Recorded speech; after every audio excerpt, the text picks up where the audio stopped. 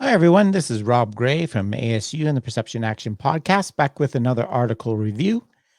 In this one, I want to talk about a topic I've covered a few times on the podcast now in a podcast episode and in one of these video reviews from last year.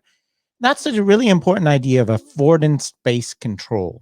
And I'm going to look at this kind of generally and within the topic of soccer goalkeeping as an example. So an affordance, critically, right? An affordance is a relationship between an organism and their environment, right? So essentially it's a relationship between opportunity for action, which is specified by information, and your capacity to act on that opportunity. And from this, we can capture this nicely in what Bill Warren kind of established in a concept from mathematics called a pi number, right? So a pi number is a ratio that essentially creates a unit list. So it doesn't have any meters or seconds or anything like that, which makes it scalable. And the example I can give you is from the classic Bill Warren paper on the affordance of stair climbing. So what he had people do was judge whether or not they'd be able to climb up a set of stairs in which different parameters of the stairs were varied. In particular, what's called the riser height, the R in that picture. Basically, so how high the step is. And what he found was that obviously how well you can climb stairs. So that's the R is going to be the information from the environment.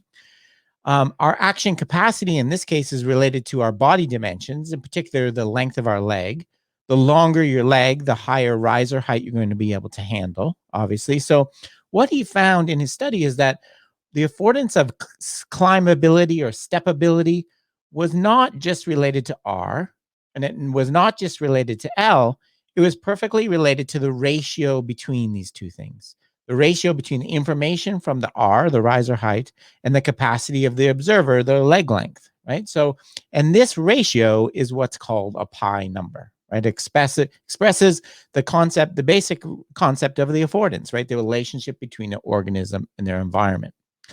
So from that, Brett Fajen has kind of extended this idea to develop what as I said, I've talked about a few times on the podcast in episode 142, his idea of affordance-based control, right? And so what he has done is extended kind of the concept of information-based control. So information-based control is the idea we couple our movement to some information in the environment. So a fielder runs to keep the fly ball at a certain angle, right? What Brett added to this is the affordance part, right? So not only do we couple our movement to information, but we also do in a manner that keeps things within our action capabilities, right? So we're going to move to keep the pi number below 1, right? The pi number is specifying the maximum we can have between our action capabilities and the information, right? So in his example, when you're driving a car, you're going to slow down, and the rate you want to rate at which you slow down. You don't want to stop right away and slam on the brakes. You want to keep the braking going nice and smoothly, but in a manner such that you stay within your capability. In that case, you want to keep the required velocity to accelerate deceleration rate to stop in time below your maximum deceleration rate, right? If you let the required get above what you can maximally generate, then you can't stop anymore, right? Same with catching a fly ball. This idea has been applied to fly ball by Frank Zoll and colleagues, right? The idea is not only do you want to couple our running to the information, but we want to do so in a manner that keeps the required velocity to actually get to the ball below the maximum running speed we can generate, right? So that's the idea of affordance-based control. We're going to keep this pi number below 1. We're going to always couple our movement to information, but at the same time, we're going to make sure we're within our action capabilities. We make sure that it's affordance we can still achieve, right? That we can still realize, right? So it's a really interesting idea. As I mentioned, this is a paper that extended this into the issue of soccer goalkeeping. This was a paper published this year in Human Movement Science by Zheng et al. And John Vanderkamp in Amsterdam. Thank you very much again for the authors for sending me an early copy of this so I could have a look at this. So the challenge of soccer goalkeeping is obviously, if you know anything about the sport, is very difficult. right? Goalkeepers their success rate is incredibly low at high levels of actually stopping the ball. And the reason can be seen here, right? If we do a task analysis of saving a penalty kick, right, which is what the first thing you want to do whenever you're trying to understand a skill, let's break it down to what the task involves. We see that the time between when the ball is struck and when it crosses the goal line is about 350 to 550 milliseconds for a typical shooter. The time it requires a keeper to dive to get to the corner is 600 milliseconds. So they cannot possibly wait until the ball is struck to start their dive and expect to get to a ball hit into the corner. So the dive has to be initiated before the ball is struck. And this creates a problem in many sports, baseball, tennis, cricket. It creates a problem that the information at the time you need to move is not very reliable, right? The information before a kicker strikes the ball, if you do an analysis, for example, even up to 16 milliseconds before contact, it's only about 85. The information you get from their body positioning and the run up is only about 85% accurate. It's also the case, this is the point when kickers usually do a lot of deception, right? You can't deceive after you've hit the ball, right? You can't do anything to deceive after that. So it's occurring before. So having to move creates a real problem here. So this creates an issue that there's essentially conflicting constraints in terms of space and time, spatiotemporal constraints. On the one hand, you need to move early, right? You need to get started early because the ball's coming fast and you have a large distance to cover. On the other hand, you want to move late, right? Because you want to wait to close as possible the last second so you get more and more reliable information, right? I said the information is 85% reliable at about 16 milliseconds before ball contact. If you move like 30 seconds before ball contact, it's going to be even less reliable. You're going to be really deceptive. You're going to be really fooled by deception. So we have these conflicting constraints, wanting to move early on the one hand and late on the other. And a really important point the authors make in their paper, this is one of the major limitations with a lot of the anticipation research, right? If I recreate this in a lab with a video and have a goalkeeper say left, right, or even just step in the direction, the spatial temporal constraints are gone, right? The requirement that you have to dive in the really high demand of having to get there in 600 milliseconds where the ball is going to be there in 400 is gone when you don't actually have to dive. So it really completely changes the task in many ways. So that's important to consider. So what the author is proposing is that what a goalkeeper can do to deal with this problem is use affordance-based control. So what they're going to do is move. So they're going to keep the required velocity to get to the shot below their maximal achievable velocity, which is going to depend on their skill, on their ability to move and dive, right? Which we know goalkeepers vary. So what they're proposing and what we build off affordance-based control is what you want to do is always keep this ratio between your V velocity required and your velocity maximum, which is the pi number. You want to keep that around 1 because that means you're at this optimal point of diving late enough to get information, but early enough to get to the ball on time. And in the paper, they actually create they specify an information source showing the exact information. So those terms are the position of the ball, goalkeeper, etc. And you can look at that in detail if you want. This will also incorporate an effect that's been shown in previous researches that goalkeepers that have greater action capability, right, can dive quicker and further. They wait longer, and it gives them a really distinct advantage. And in particular, with curved free kicks, right? They can wait longer. Curved free kicks is another example where information early in the ball flight is not very accurate. So waiting longer gives you more an advantage. So this is a great example of what I've always say, why strength and conditioning is important for skill acquisition. Giving you more action capacity creates greater affordances. In this case, it creates greater, better information, right? Because you can wait longer. So what they did in the study was they wanted to test this affordance-based control idea, and they did so by manipulating a bunch of other parameters. In particular, they manipulated the speed of the kicker's run up to the ball the distance of the kick from the goal. And what are they doing? They're creating different times of how long it's going to take the ball to get there and different sources of information. And what you would predict on base of information-based affordance-based control is you should always initiate your dive with the same amount of time remaining, no matter what else is going on, the distance or the speed, right? We want to initiate our time as close to possible to the pi number of 1, no matter what else is going on. Want to wait until we can just get there so we get the best information. The other thing is if you have less time, obviously you should initiate earlier. That's kind of associated with that. And related to all this, like we were talking before, we would maybe expect more skilled goalkeepers to have better calibrated movement. So closer to this optimal pi number of 1, where they have this perfect relationship between the required movement and the maximum movement they could generate. So that's the basic kind of things they were testing. In the study, they had 8 highly skilled goalkeepers who were at kind of the upper end. There were semi-professionals at the upper divisions in Dutch soccer, and 8 lesser skilled, moderately skilled. So they weren't complete novices at all. They were, competitive goalkeepers just at lower level leagues. They did real in situ shots, right? So not video. Importantly, the shooters were matched to the skill level of the goalkeepers. They did some interesting things. So they used cones to change the distance of the shot. And then they gave the shooters Bluetooth headphones, and they played a metronome sound to get them to run up at different speeds. They actually did that. And then after the data was all collected, they grouped the actual outcomes of the run-ups into slow versus fast based on a criterion. The kicker always, before each shot, was told to shoot it left or right. And not to change that based on what the goalkeeper is doing.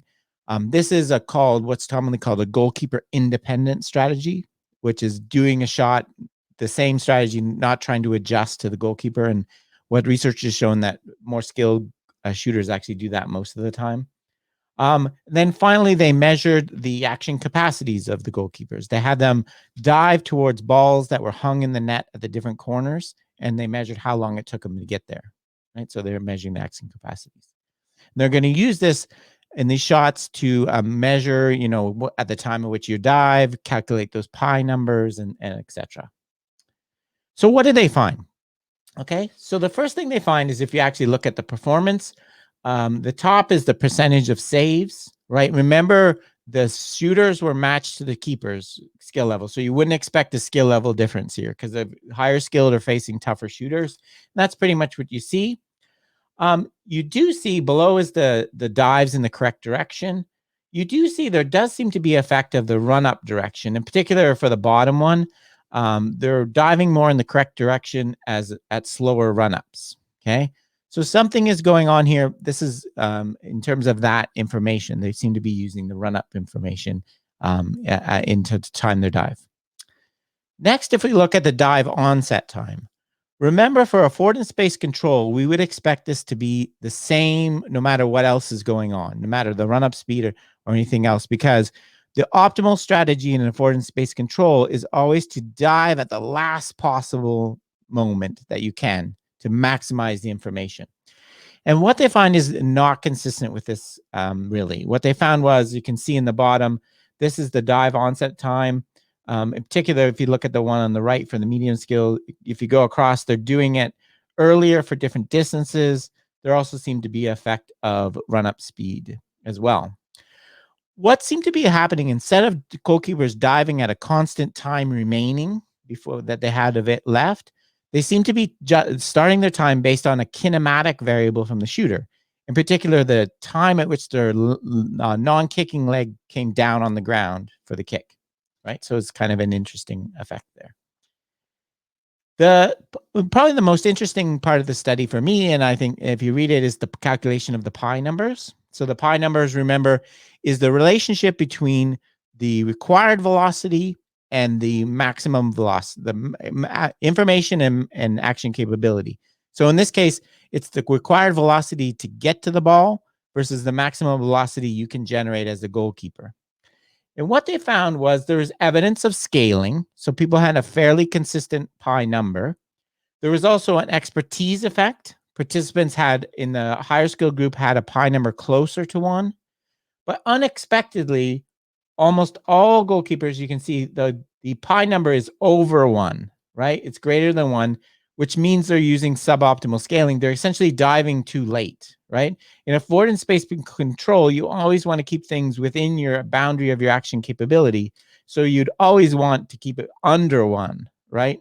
Not let it get over 1, which they seem to be doing here. So they are scaling their perception according to the action capability, but not optimally, right? They're not optimally, they're diving too late. Okay.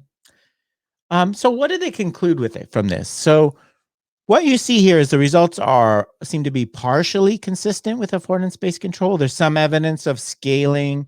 There's some evidence of these pi numbers being better, closer to 1 for experts, but there's also some distinct differences. In particular, not timing the result based on the time available and so on. And what they argue in the paper is that it's likely due to the task differences from previously investigated studies used in previous studies. In particular, previous studies looking at affordance-based control have mostly used braking to avoid a collision in driving and running to catch a ball. And in both of these cases, unlike goalkeeping, this information is specifying throughout the whole action, right? So as soon as you start hitting a car all the way to the stop sign, as soon as you start running all the way to when you catch the ball, the information is always specifying about where it's going to be and when. Whereas I talked about at the start, for a goalkeeper, this is not true, right? This is not the case. Early in the run up of the shooter, the ball hasn't started moving yet, so the information is not accurate about where the ball direction is going. Okay. So what they're arguing is that goalkeepers realize this, right? And this would even be true if they waited as long as possible, right? Because the dive time just takes so long, right? So what they're arguing is that keepers learn this, right? And they come up with an alternative strategy. And they're showing so a soccer goalkeeper, even though they didn't scale movement optimally, what they seem to do is an alternative strategy where they're adapting to the fact that the information is becoming more specifying as action goes along. And the conclusion, our solution points to an alternative strategy in absence of timely specifying information. So early in the kick run up, there's not accurate information about where the ball is going to be and when.